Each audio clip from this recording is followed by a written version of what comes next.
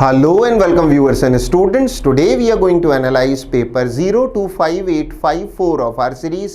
हमारे प्रश्न पत्रों की श्रृंखला में आगे बढ़ते हुए आज हम करने जा रहे हैं प्रश्न पत्र संख्या 854 का विश्लेषण, पेपर 854 आपकी स्क्रीन पर। पहला सवाल, सवाल संख्या 76। अब हमारा निर्देश है find out which part of the following sentence has an error in it. नीचे दिए गए वाक्य के किसी एक सेगमेंट, किसी एक खंड में कोई ग्रामेटिकल एरर या व्याकरणीय अशुद्धि है, वही सेगमेंट, वही खंड हमारा आंसर होगा। तो पढ़ते हैं। The value of the dollar, value है मूल्य, of the dollar declines. Decline का अर्थ होता है कम होना या गिर जाना। As the rate of inflation, rate है दर, इन्फ्लेशन का अर्थ है मुद्रास्फीति। रेजेस, वाक्य में एरर कहाँ है? निसंदेह यहाँ है, रेजेस नहीं राइजेस होना चाहिए था। विद्यार्थी ध्यान दें, शब्द रेज का अर्थ है बढ़ाना, जबकि शब्द राइज का अर्थ है बढ़ना। बढ़ाता कोई और है, बढ़ती कोई चीज अपने क्रम से या फिर अन्य कारकों से है। करेक्शन के बाद वाक्य पढ़ा जाएगा। The value of the dollar, dollar का जो मूल्य है डिक्लाइंस गिर जाता है। As the rate of inflation, inflation है मुद्रास्फीति या महंगाई, जैसे जैसे मुद्रास्फीति या महंगाई की दर बढ़ती है, राइजेस। विद्यार्थी इस कॉन्सेप्ट को समझें। जैसे जैसे मुद्रास्फीति या महंगाई बढ़ेगी, किसी भी करेंसी की, डॉलर हो या रुपी हो, उसकी क्रय शक्ति या परचेजिंग पावर कम हो जाएगी, तो उसकी वैल्यू जो है गिर जाएगी।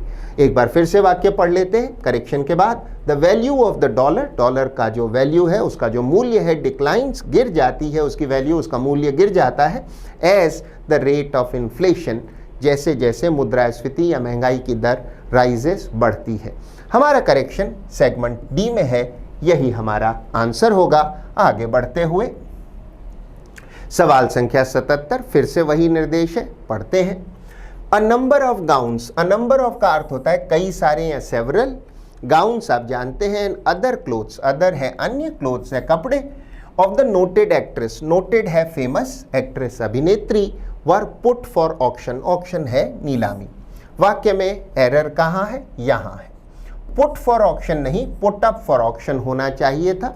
विद्यार्थी ध्यान दें, पुट अप फॉर ऑक्शन या पुट अप फॉर सेल का अर्थ होता है नीलामी या बिक्री के लिए ऑफर करना।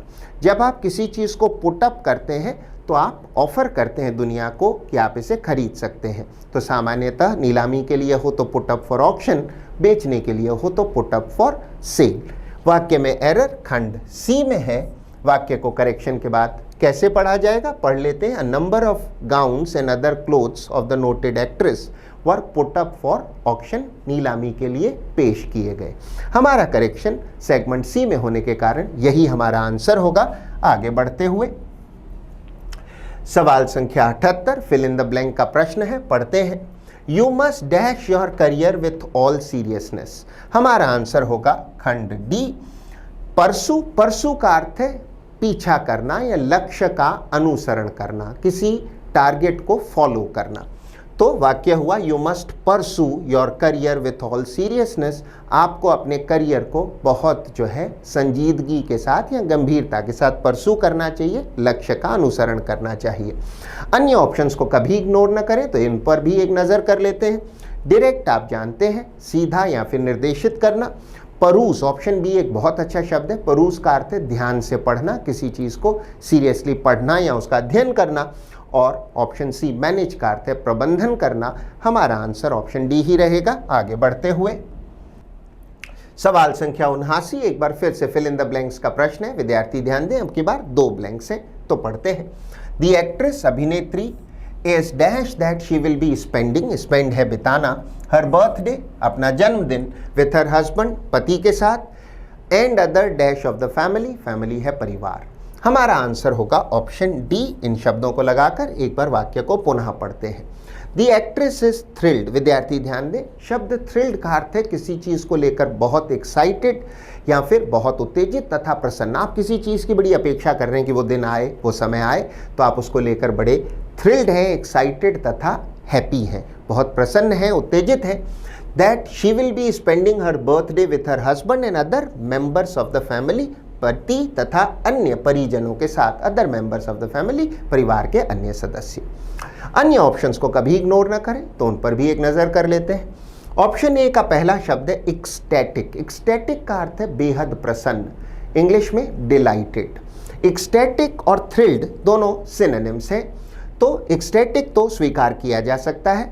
पढ़ते हैं, द एक्ट्रेस इज एक्सटैटिक, बहुत प्रसन्न है, that she will be spending her birthday with her husband and other elements. Elements तत्व होता है, ये यहाँ स्वीकार नहीं किया जा सकता। तो एक्सटैटिक तो पॉसिबल था ना, परंतु ऐसी बात एलिमेंट्स के विषय में नहीं कही जा सकती।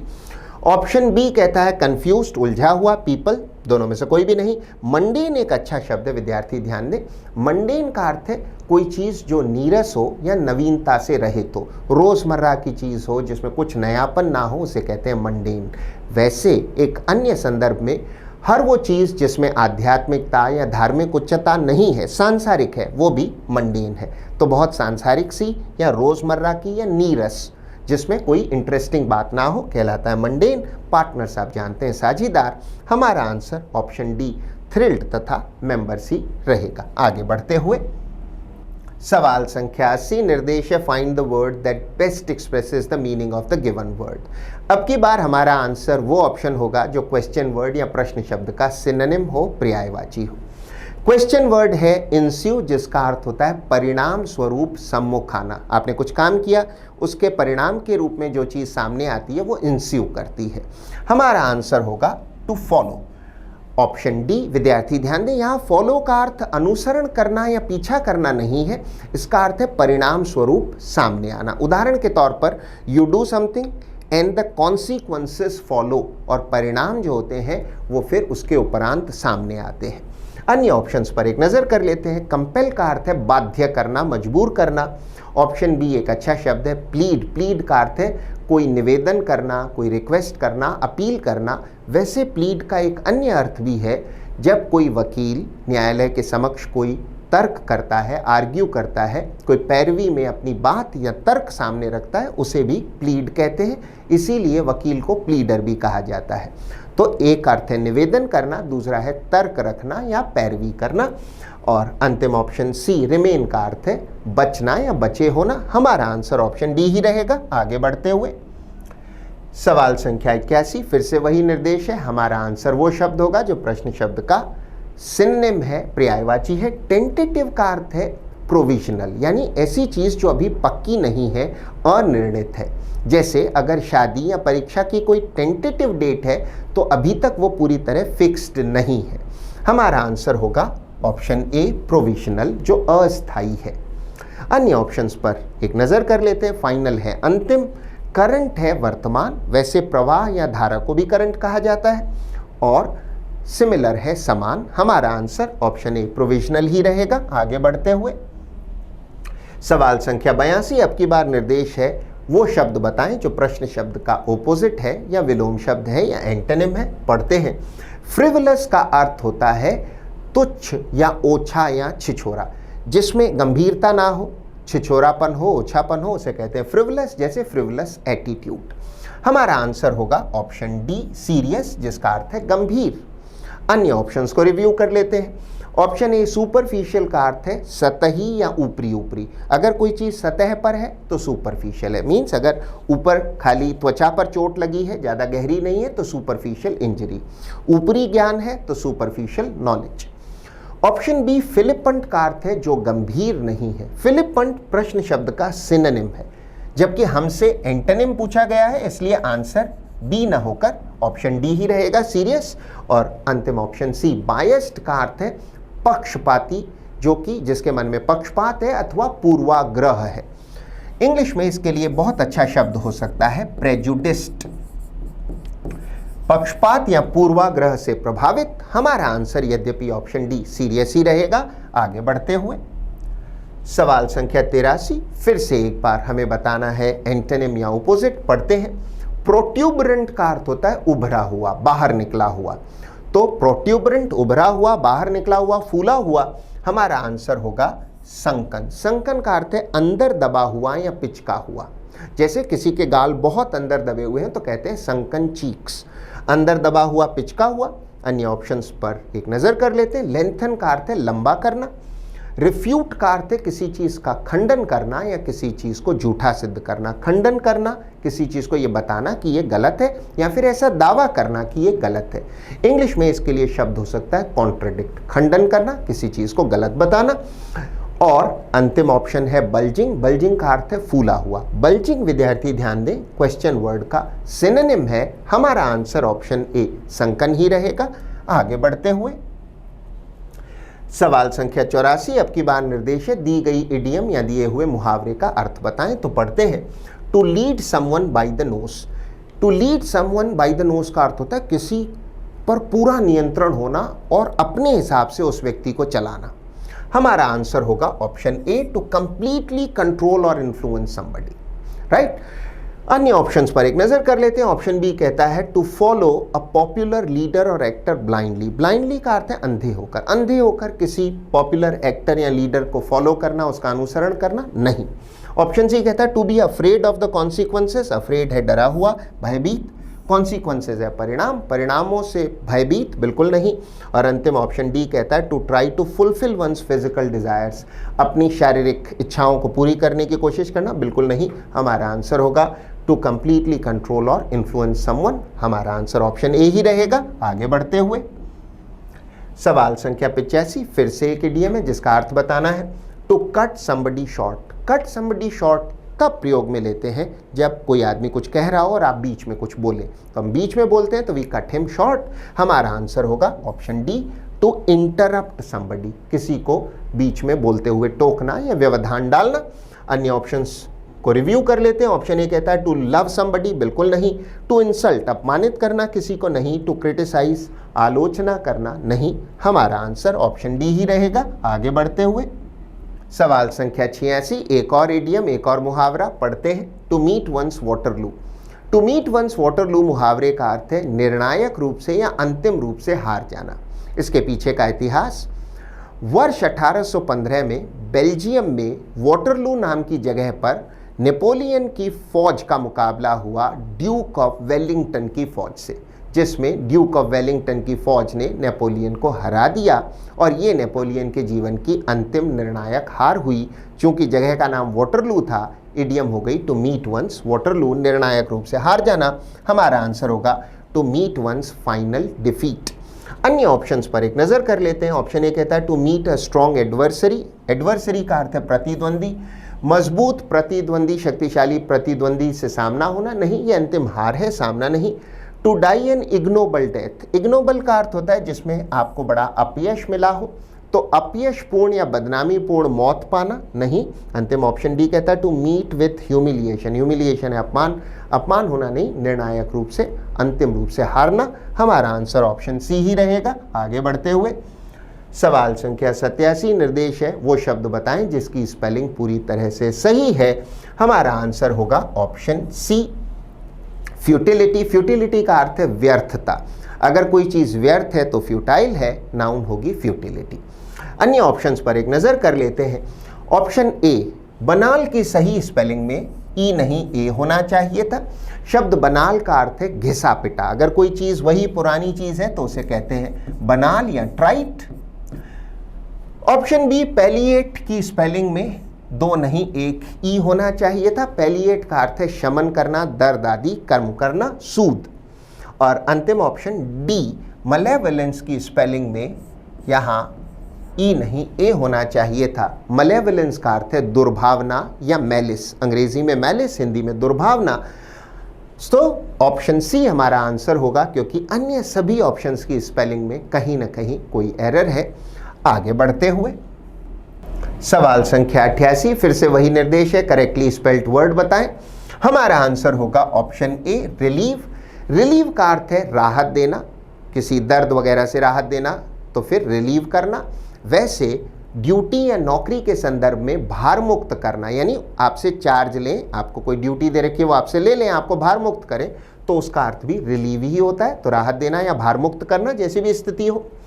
प्रोटीन की स्पेलिंग में यहाँ एरर है, आई ई नहीं ई आई होना चाहिए था। प्रोटीन आप जानते हैं हमारे भोजन में एक तत्व होता है जिससे हमारे शरीर में मसल्स बनती हैं, उत्तक बनते हैं।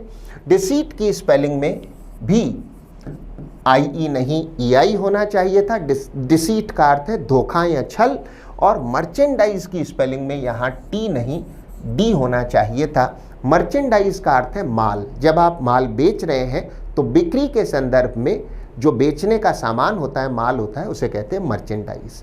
हमारा आंसर ऑप्शन ए ही रहेगा, क्योंकि अन्य सभी ऑप्शंस की स्पेलिंग में कहीं ना कहीं कोई एरर था।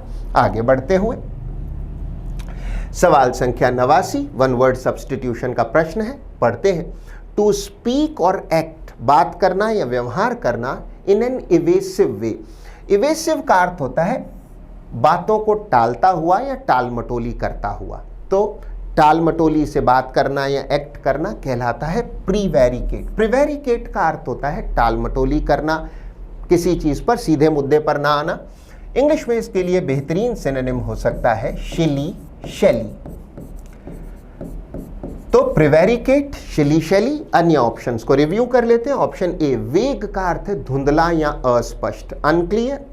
एम्पल है प्रचुर या खूब सारा, और पॉन्टिफिकेट एक बहुत अच्छा शब्द है, विद्यार्थी ध्यान दें। पॉन्टिफिकेट का अर्थ है प्रवचन देना, भाषण देना। तो धार्मिक प्रवचन या भाषण देने को कहते हैं पॉन्टिफिकेट। हमारा आंसर यद्यपि ऑप्शन बी ही रहेगा। आगे बढ़ते हुए सवाल संख्या 90 एक बार फिर से वन वर्ड सब्स्टिट्यूशन का प्रश्न है, पढ़ते हैं। A person who strongly opposes generally accepted beliefs and traditions. ऐसा व्यक्ति जो बहुत स्ट्रांगली, बड़ी सख्ती से, मजबूती से, ओपोज का अर्थ है विरोध करता है, जनरली है सामान्यतः, एक्सेप्टेड है स्वीकृत, बिलीफ्स है विश्वास या आस्थाएं, तथा ट्रेडिशंस है परंपराएं। ऐसा व्यक्ति जो सामान्यतः स्वीकृत आस्थाओं या परंपराओं का घोर विरोध करता है कहलाता है आइकोनोक्लेस्ट। विद्यार्थी ध्यान दें, आइकोनोक्लेस्ट का अर्थ है परंपरा विरोधी। वैसे शाब्दिक रूप से आइकॉन मूर्ति को कहते हैं, ओक्लेज्म तोड़ने को कहते हैं, तो अर्थ हुआ मूर्ति भंजक। पर समाज की मान्यताएं क्या है? एक प्रकार की समाज की वो मूर्तियां जिनमें उनकी आस्था है। तो आस्थाओं का, परंपराओं का जो विरोधी है, रूढ़ियों का जो विरोधी है, उसे कहते हैं आइकोनोक्लेस्ट। अन्य ऑप्शंस को रिव्यू कर लेते हैं। ऑप्शन बी बेलिजरेंट का अर्थ है उग्र स्वभावी या लड़ाकू स्वभाव वाला, जो जल्दी से गुस्सा हो जाए। इंग्लिश में इसके लिए बेहतरीन सिनोनिम है अग्रेसिव। ऑप्शन सी अनार्किस्ट का अर्थ होता है अराजकतावादी। अराजकतावादी का अर्थ है जो किसी नियम, कानून, कायदे में विश्वास न रखे, अराजकता फैलाता हो या अराजकता का समर्थन करता हो। कंजर्वेटिव का अर्थ है रूढ़िवादी, जो परंपराओं में विश्वास करता हो या परंपराओं के अनुसार चलता हो।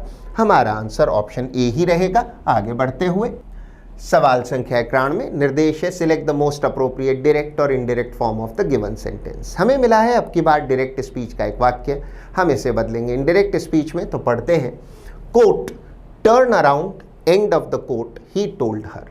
विद्यार्थी ध्यान दें, टर्न अराउंड का अर्थ होता है दूसरी ओर घूमना, 180 डिग्री पे घूमना।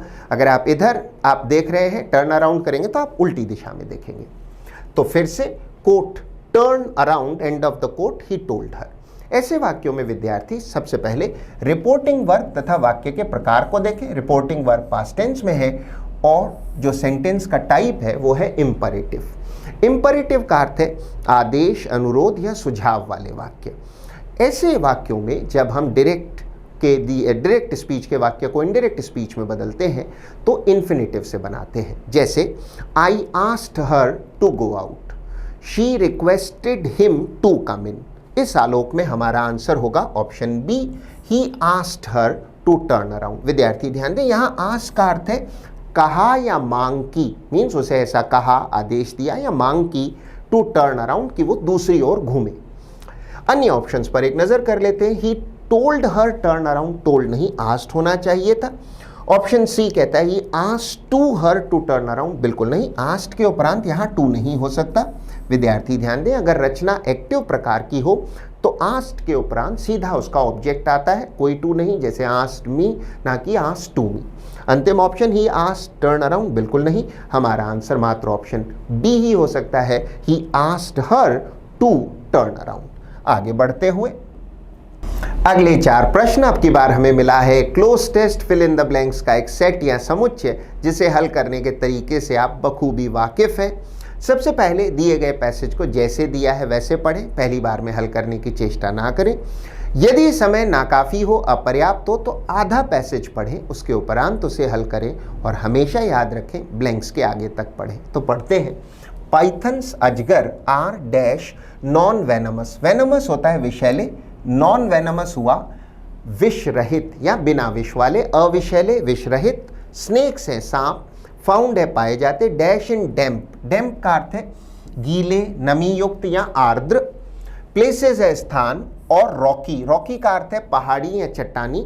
लेजेस, विद्यार्थी ध्यान दें, लेज का अर्थ है किसी पहाड़ या चट्टान का बाहर निकला हुआ या उभरा हुआ हिस्सा। और मार्शेस, मार्श कहते हैं दलदल को, तो मार्शेस हुए दलदली स्थान। और इन डेंस, डेंस का अर्थ है सघन या घने। इतना पढ़ने पर हमें खासा सटीक अनुमान हो चला है कि ये जो पैसेज है ये पाइथन्स या अजगरों के बारे में, वो कहाँ पाए जाते हैं आदि। अब हम इसे हल कर लेते हैं, फिर से पढ़ते हैं। Pythons are dash non venomous, are huge, huge का अर्थ है बहुत बड़े।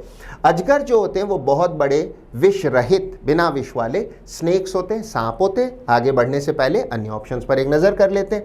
स्मॉल का अर्थ है छोटा, टाइनी का अर्थ है बहुत छोटा या सूक्ष्म या माइन्यूट।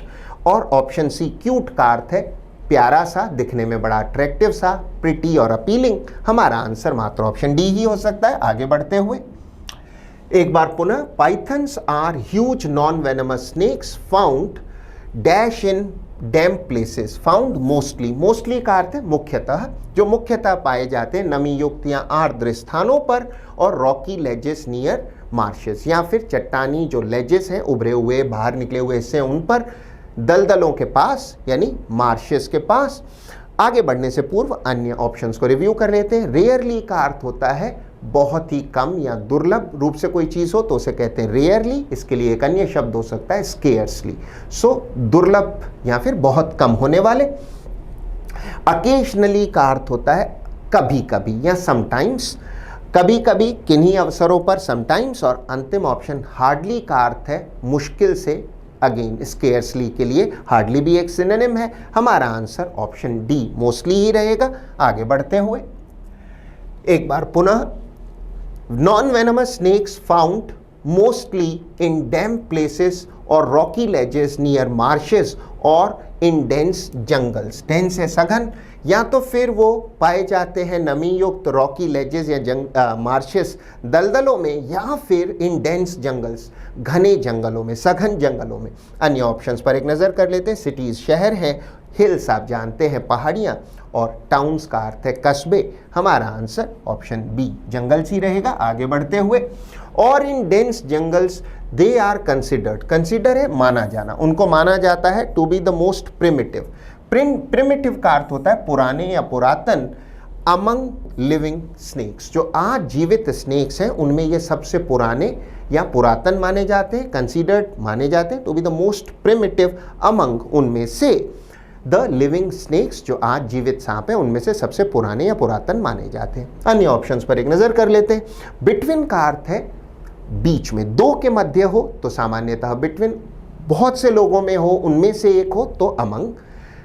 इन आप जानते हैं और ओवर भी आप जानते हैं, इन अंदर है ओवर ऊपर है। हमारा आंसर ऑप्शन सी अमंग ही रहेगा। आगे बढ़ते हुए सवाल संख्या 96, अब की बार मिला है रीअरेंजमेंट ऑफ सेंटेंसेस का एक प्रश्न, जिसे हल करने की विधि से आप परिचित हैं। सबसे पहले दिए गए सेगमेंट्स को जैसे दिया है वैसे पढ़ें, पहली बार में हल करने की चेष्टा ना करें। पढ़ने के उपरांत उन्हें सही क्रम में रीअरेंज करें, उन्हें सही क्रम में व्यवस्थित करें। तो पढ़ते हैं, the gas has cleared, gas तो अब क्लियर हो गई, मीन्स वहाँ से चली गई, वहाँ नहीं है वो गैस। बट इट्स शेडो, किंतु उसकी जो छाया है, स्टिल हैंग्स, स्टिल है अभी भी, हैंग है कहीं होना, वैसे तो लटके होने से अर्थ है, यहाँ है कहीं छाई होने से।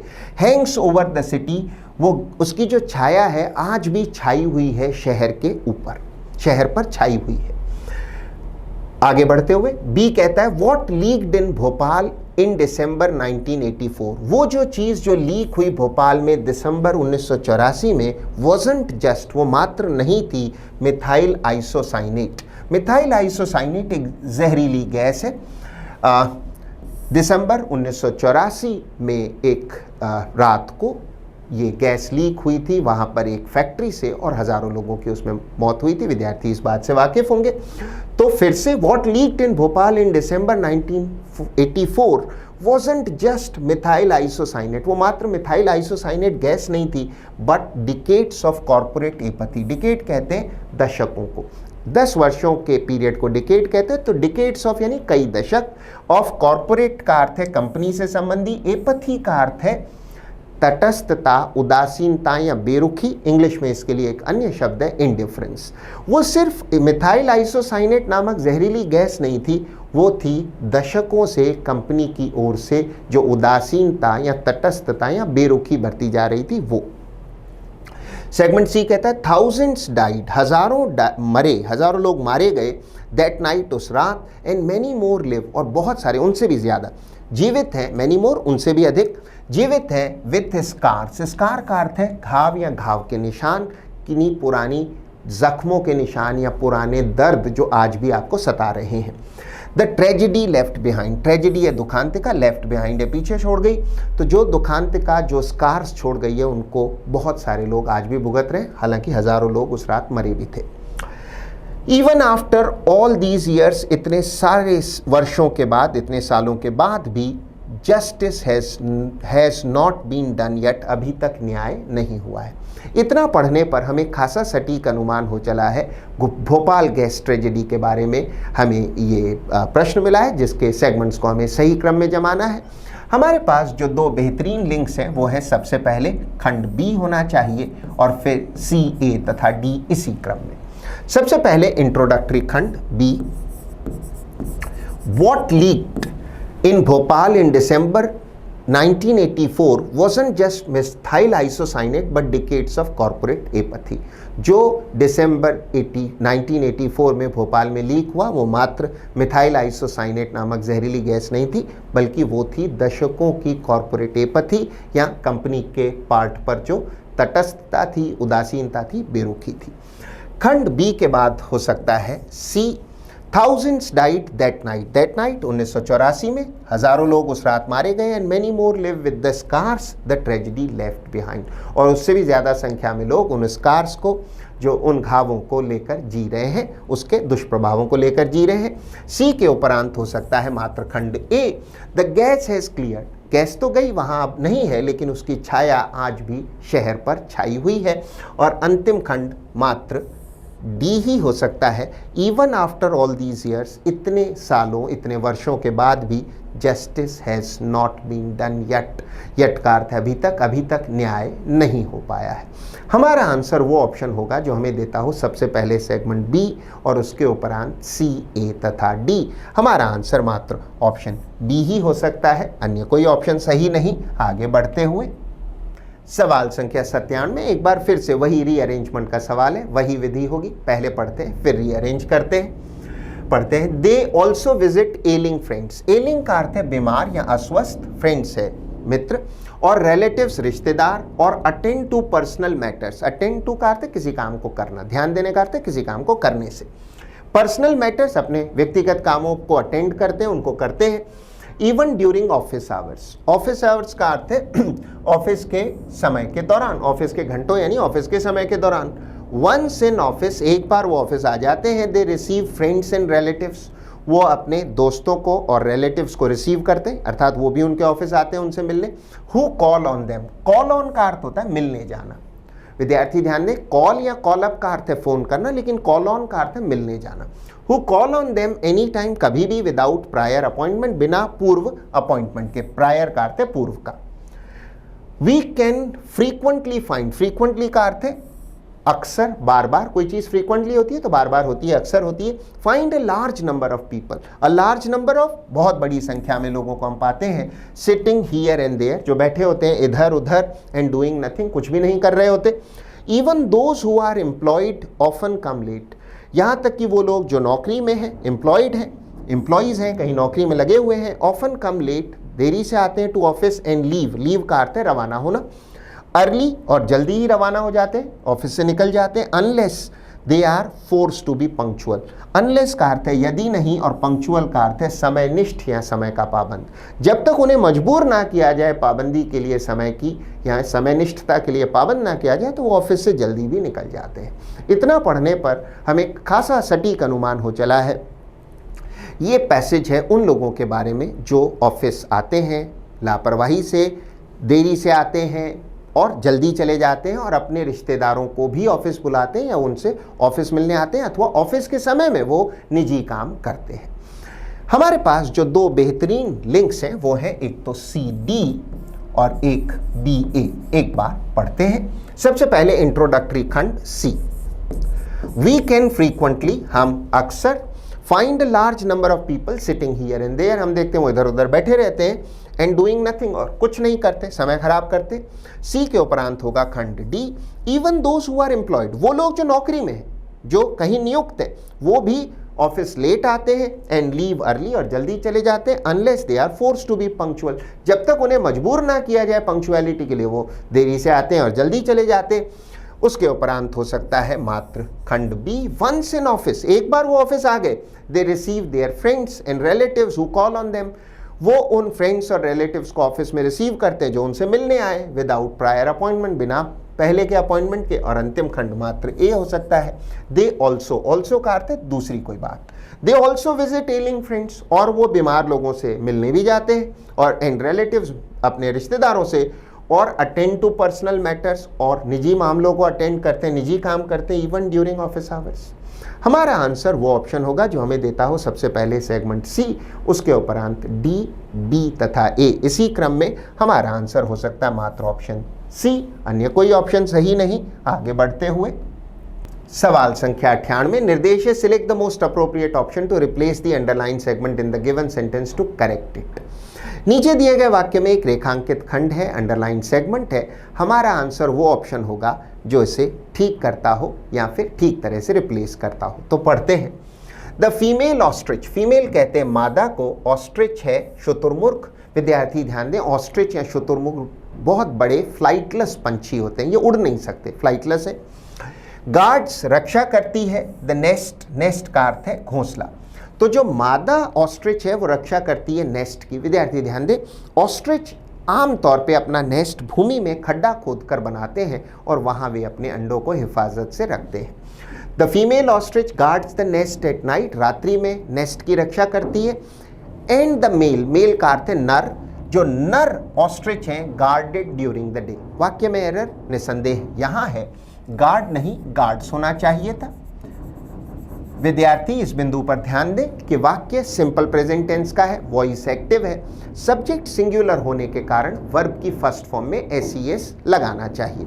जैसे फीमेल सिंगुलर है, मेल भी सिंगुलर है, गार्ड्स होना चाहिए था ना कि गार्ड, जैसा कि यहाँ दिया गया है। हमारा आंसर होगा ऑप्शन C। करेक्शन के बाद वाक्य पढ़ा जाएगा, the female ostrich guards the nest at night while या and the male guards it during the day. अन्य ऑप्शंस को रिव्यू कर लेते हैं। ऑप्शन A कहता है गार्डेड इट, नहीं, वाक्य पास्ट का नहीं प्रेजेंट टेंस का है। और ऑप्शन B कहता है गार्डिंग इट ड्यूरिंग डे, बिल्कुल नहीं। हमारा आंसर मात्र option C, guards it during the day ही रहेगा। आगे बढ़ते हुए सवाल संख्या 99, एक बार फिर से वही निर्देश है, अंडरलाइन सेगमेंट को रिप्लेस करें सही ऑप्शन से। तो पढ़ते हैं, scarcely had he gone out then a client came to meet him, मुश्किल से अभी वो बाहर गया ही था कि तभी एक क्लाइंट उससे मिलने आया। विद्यार्थी ध्यान दें, जब कोई पेशेवर व्यक्ति या प्रोफेशनल परामर्श या सलाह देने के काम में हो तो उसके ग्राहकों को क्लाइंट कहा जाता है। जैसे कोई चार्टर्ड अकाउंटेंट, कोई वकील या एडवोकेट या कोई आर्किटेक्ट, इनके जो ग्राहक होते हैं वो उनसे परामर्श या पेशेवरी सलाह लेते हैं, उन्हें कहा जाता है क्लाइंट। वाक्य में एरर कहाँ है? निसंदेह यहाँ है, देन नहीं व्हेन होना चाहिए था। विद्यार्थी ध्यान दें, स्केर्सली या हार्डली के उपरांत हम देन नहीं व्हेन का प्रयोग करते हैं। ये एक प्रकार का कोरिलेटिव कंजंक्शन है। स्केर्सली या हार्डली के उपरांत व्हेन लगाएं, ना कि देन। करेक्शन के बाद वाक्य हुआ, scarcely had he gone out when a client came to meet him, अभी मुश्किल से वो बाहर गया ही था कि तभी एक क्लाइंट उससे मिलने आया। हमारा आंसर होगा option D, had he gone out when अन्य ऑप्शंस की समीक्षा कर लेते हैं। ऑप्शन ए कहता है he had gone out then, he had नहीं, हैड ही होना चाहिए था, वाक्य इन्वर्टेड प्रकार का है, पहले हेल्पिंग वर्ब होगी had he, gone out then भी नहीं, व्हेन होना चाहिए था। ऑप्शन सी कहता है he had go out when, he had नहीं, हैड ही, और वाक्य का ये खंड परफेक्ट टेंस में, पास्ट परफेक्ट, गो भी नहीं, गॉन होना चाहिए था। हमारा आंसर मात्र ऑप्शन डी ही रहेगा।